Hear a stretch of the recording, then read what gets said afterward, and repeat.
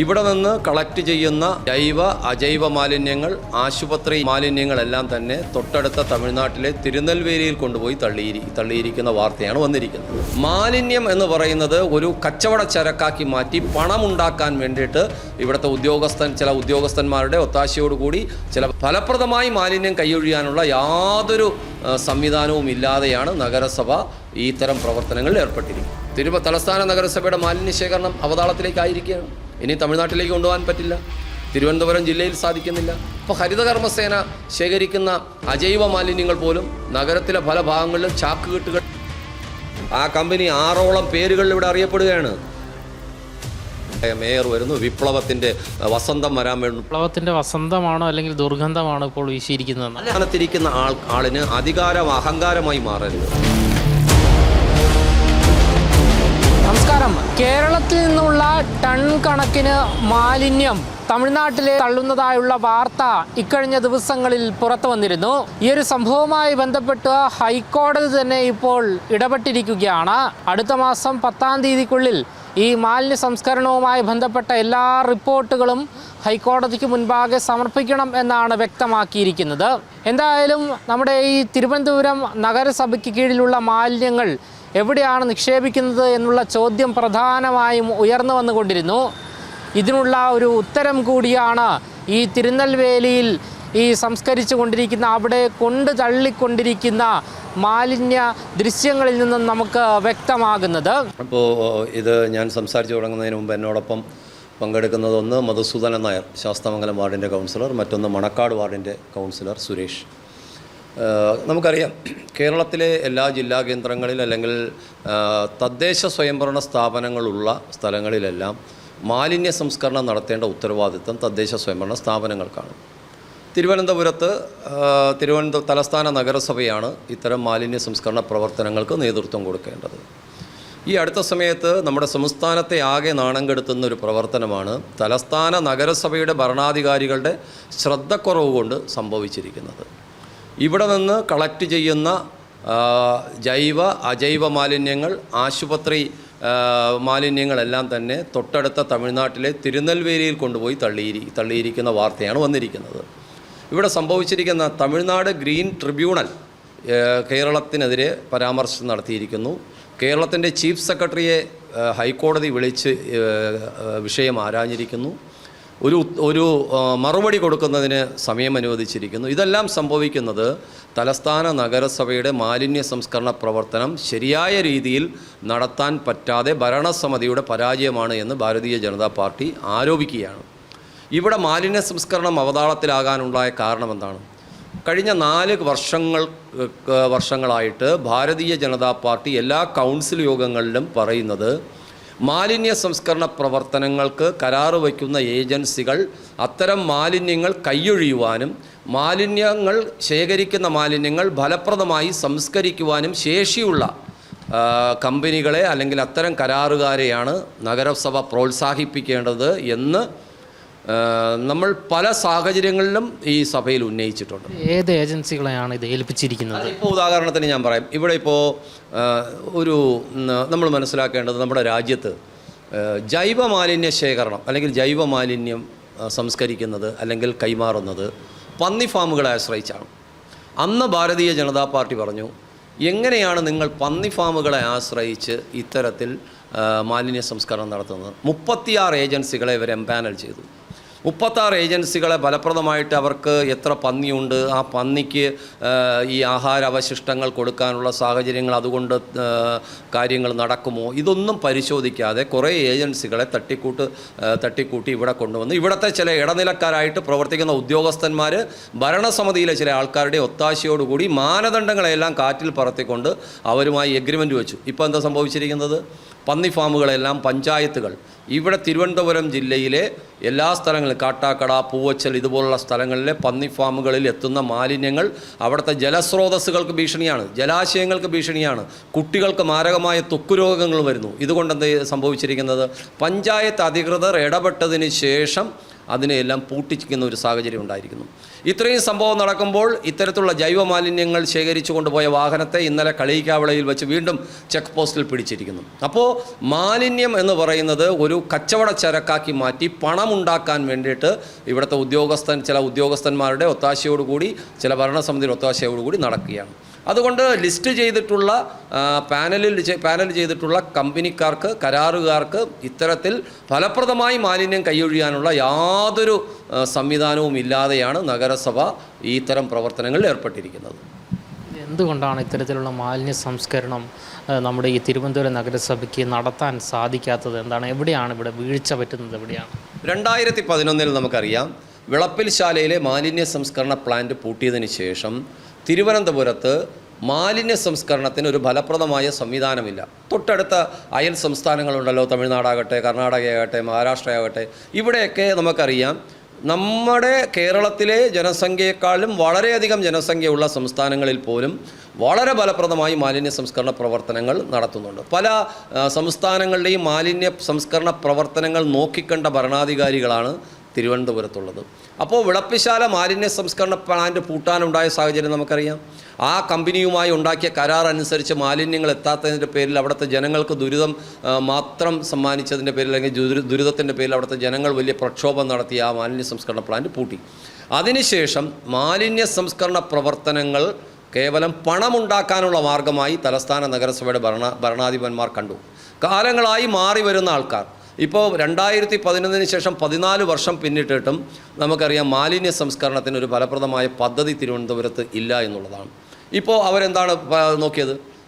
Plant വരുന്നതിന് പൂരം കേരളത്തിൻ്റെ ബഹുമാനപ്പെട്ട മുഖ്യമന്ത്രി പറഞ്ഞു, നമുക്ക് വേണ്ടത് വികേന്ദ്രീകൃത മാലിന്യ സംസ്കരണ പ്രവർത്തനങ്ങളല്ല, കേന്ദ്രീകൃത മാലിന്യ സംസ്കരണ പ്രവർത്തനം വേണം. അത് തിരുവനന്തപുരം തലസ്ഥാന നഗരസഭയിൽ വേണമെന്ന് ആദ്യമായി പറഞ്ഞ കേരളത്തിൻ്റെ ബഹുമാനപ്പെട്ട മുഖ്യമന്ത്രിയാണ്. ആ മുഖ്യമന്ത്രിയുടെ വാക്കിനെ പോലും അവഗണിച്ചുകൊണ്ട് വികേന്ദ്രീകൃത മാലിന്യ സംസ്കരണ പ്രവർത്തനങ്ങൾക്ക് തുടക്കം കുറിച്ചു. അപ്പോൾ ആദ്യമായിട്ട് അവരെന്ത് ചെയ്തു? 86,000 പൈപ്പ് കമ്പോസ്റ്റ് തിരുവനന്തപുരത്ത് ഉണ്ടാക്കി, കോടിക്കണക്കിന് രൂപ ചെലവഴിച്ചു. ഇന്ന് തിരുവനന്തപുരം തലസ്ഥാന നഗരത്തിൽ എവിടെയെങ്കിലും ഒരു പൈപ്പ് കമ്പോസ്റ്റ് കാണിച്ചു തരാൻ സാധിക്കുമോ? അതെല്ലാം പോയി. അതിനുശേഷം തുമ്പൂർ മൊഴി യൂണിറ്റുകൾ ഏകദേശം കോടിക്കണക്കിന് രൂപ ചെലവഴിച്ച് മാലിന്യ ശേഖരണത്തിന് വേണ്ടിയിട്ട് അത്തരം യൂണിറ്റുകൾ RRC പോലുള്ള പല സംവിധാനങ്ങളും നടത്തി. അതും ഫലപ്രദമായില്ല. 2016-17 കാലഘട്ടത്തിൽ അന്നത്തെ മേയറായിരുന്ന അഡ്വക്കേറ്റ് VK പ്രശാന്തിൻ്റെ നേതൃത്വത്തിൽ കിച്ചൻ ബിൻ എന്നുള്ള ഒരു പദ്ധതി തുടക്കം കുറിച്ചു. എല്ലാ വീടുകളിലും കിച്ചൻ ബിൻ കൊണ്ടുവരുന്നു.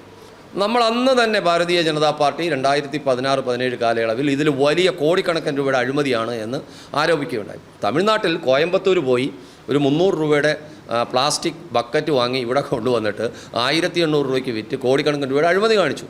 അതിനുള്ള ഇനാക്കുലം കൊടുക്കാൻ സാധിക്കുന്നില്ല. ജനങ്ങൾ അതിനെ തിരസ്കരിച്ചു. ഇന്നും 50,000 കിച്ചൻ ബിൻ വാങ്ങിച്ചതിൽ എത്ര എണ്ണം ഫലപ്രദമായി പ്രവർത്തിക്കുന്നുണ്ട്?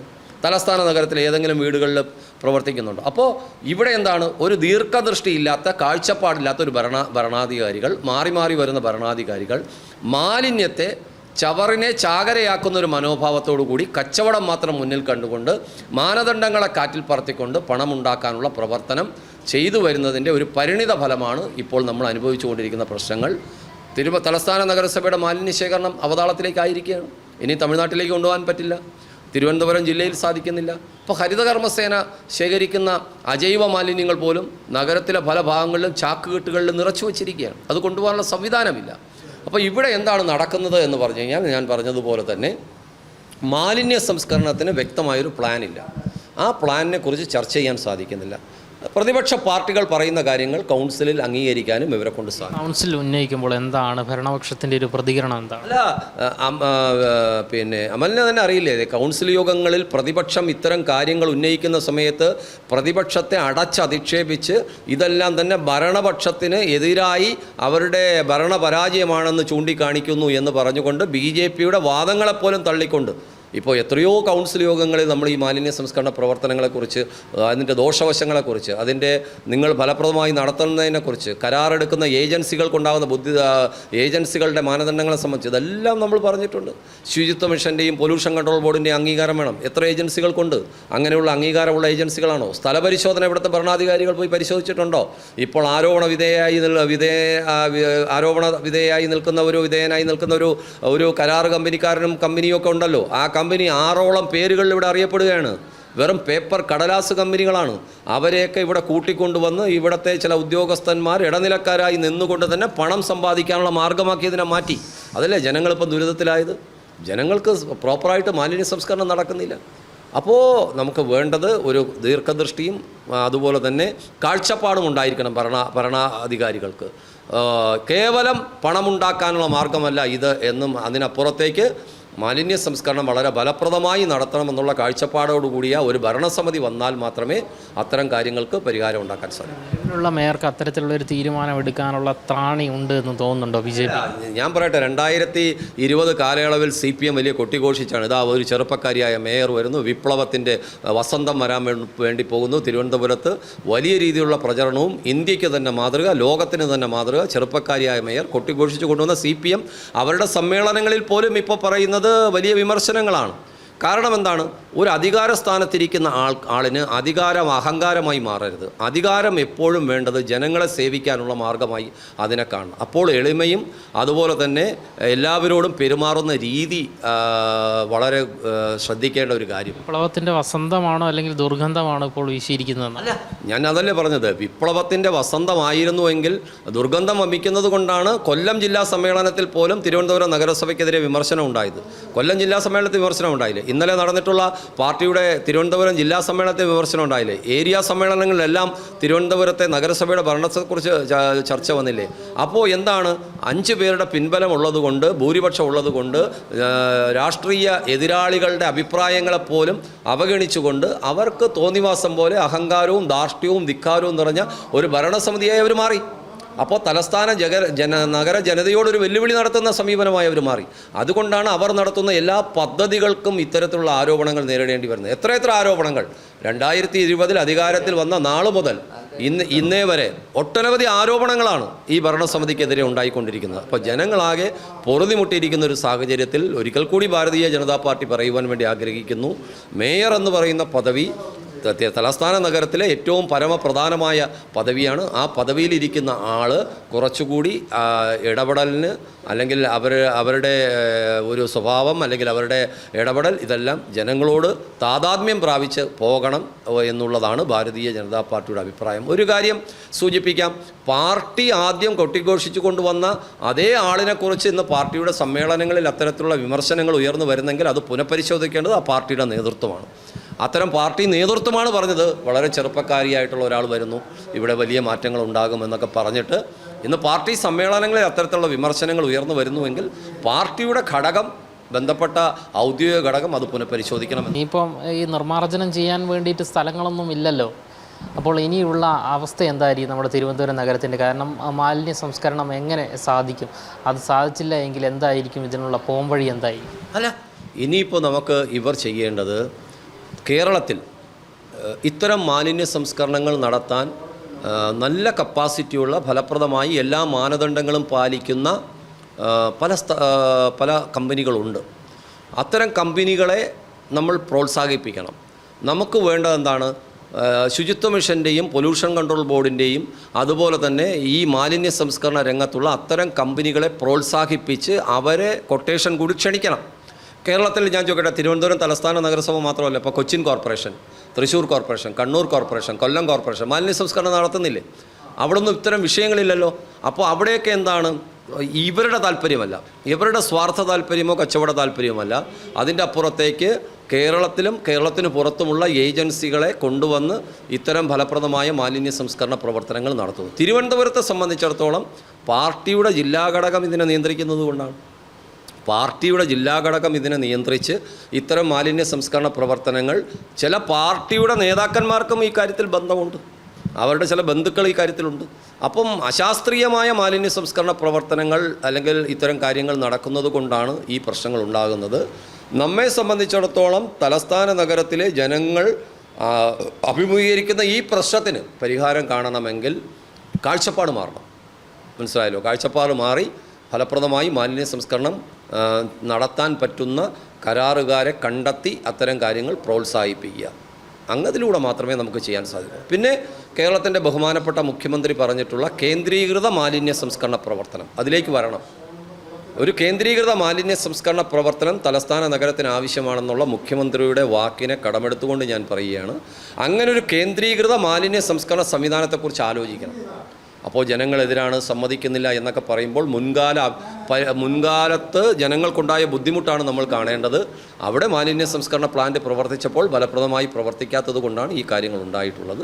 ഈ കാര്യങ്ങൾ ശ്രദ്ധ കേന്ദ്രീകരിച്ചാൽ തലസ്ഥാന നഗരത്തിലെ മാലിന്യ സംസ്കരണ പ്രവർത്തനങ്ങൾ ഫലപ്രദമായി നടക്കും എന്നുള്ളത് തന്നെയാണ് BJPയുടെ അഭിപ്രായം. ഈ കഴിഞ്ഞ ദിവസം ചേർന്ന CPM ജില്ലാ സമ്മേളനത്തിൽ മേയർ ആര്യ രാജേന്ദ്രന് രൂക്ഷ വിമർശനമാണ് ഉണ്ടായിരിക്കുന്നത്. അതായത് ഈ ദേശീയ അന്തർദേശീയ അവാർഡുകൾ മേടിച്ചിട്ട് കാര്യമില്ല എന്നും ധാർഷ്ട്യമാണ് ഇവർക്ക് എന്നുള്ള തരത്തിലുള്ള രൂക്ഷമായ വിമർശനമാണ് ഉണ്ടായിരിക്കുന്നത്. ഇതിനെങ്ങനെ നോക്കിക്കാണും? അല്ല, ശരിയാണല്ലോ. ഇത് തുടക്കം മുതൽ ഭാരതീയ ജനതാ പാർട്ടി പറയുന്നൊരു കാര്യമാണല്ലോ. ഒരു അധികാര സ്ഥാനത്തിരിക്കുന്ന ആൾ അഹങ്കാരവും ധാർഷ്ട്യവും എന്ന് പറഞ്ഞൊരു സമീപനം ഒരിക്കലും കാണിക്കരുത്. അത് അവരെ തിരഞ്ഞെടുത്ത് പ്രതിഷ്ഠിച്ച പാർട്ടി തന്നെ പറയുകയാണ് അവർക്ക് അഹങ്കാരമായി പോയി. BJP അല്ല പറയുന്നത്, അവരുടെ പാർട്ടി തന്നെയാണ് പറയുന്നത്. പാർട്ടിയുടെ തിരുവനന്തപുരം ജില്ലയിൽ നടന്നിട്ടുള്ള എല്ലാ ഏരിയ സമ്മേളനങ്ങളിലും ഈ വിമർശനം ഉയർന്നിട്ടുണ്ട്. പാർട്ടിയുടെ ജില്ലാ സമ്മേളനങ്ങളിൽ പാർട്ടി നേതാക്കന്മാർ തന്നെ പറയുന്നത്, നിങ്ങൾ ദേശീയ അന്തർദേശീയ അവാർഡുകൾ വാങ്ങിയതുകൊണ്ട് കാര്യമായില്ല, ജനങ്ങളാണ് നിങ്ങൾക്ക് അവാർഡ് തരേണ്ടത്. അപ്പോൾ ജനങ്ങളുടെ ഇടയിൽ നിങ്ങളെക്കുറിച്ചുള്ള അഭിപ്രായം മോശമായിരിക്കുന്നു. ജനങ്ങളാകെ നിങ്ങളെക്കുറിച്ച് തെറ്റായ ചിന്തയിലും അല്ലെങ്കിൽ ആ രീതിയിലുമാണ് ജനങ്ങൾ എന്ന് അവരുടെ പാർട്ടി സമ്മേളനങ്ങളിൽ വിമർശനം ഉയർന്നിരിക്കുകയാണ്. അപ്പോൾ ചിന്തിക്കേണ്ടത് പാർട്ടി നേതൃത്വമാണ്. കാരണം തലസ്ഥാന നഗരസഭയിലെ മേയർ എന്നുള്ള പദവിയിൽ ഇരിക്കുന്ന ആളിനെക്കുറിച്ച് ഇന്നേ വരെ ഇങ്ങനെയുള്ള ഒരു വിമർശനങ്ങൾ ഉയർന്നിട്ടില്ല. അത് സ്വയം അത്തരം അധികാര സ്ഥാനങ്ങളിൽ ഇരിക്കുന്ന ആൾക്കാർ സ്വയം വിമർശനത്തിന് വിധേയമാകുക, പാർട്ടിയും അതിനെക്കുറിച്ച് ചിന്തിക്കുക. അതാണ് BJPക്ക് പറയുവാനുള്ളത്. നമ്മുടെ തലസ്ഥാന നഗരത്തിൽ നിന്നും ഉൾപ്പെടെയുള്ള ടൺ കണക്കിന് മാലിന്യങ്ങളാണ് ഇപ്പോൾ തിരുനെൽവേലിയിൽ നിന്നും കേരളത്തിലേക്ക് തിരിച്ച് കയറ്റിക്കൊണ്ടിരിക്കുന്നത്. എന്തായാലും ഈ ഒരു സംഭവവുമായി ബന്ധപ്പെട്ട് നിരവധി പേരെയാണ്, അതായത് ഈ ഒരു മാലിന്യം ഇവിടെ കൊണ്ടെത്തിക്കുന്നതുമായി ബന്ധപ്പെട്ട് 2 പേരെയാണ് നിലവിൽ അറസ്റ്റ് ചെയ്തിരിക്കുന്നത്. ലോറി ഉടമയായ ചെല്ലദുരൈ കണ്ണൂർ സ്വദേശി നിതിൻ ജോർജ് എന്നിവരെയാണ് നിലവിൽ അറസ്റ്റ് ചെയ്തിരിക്കുന്നത്.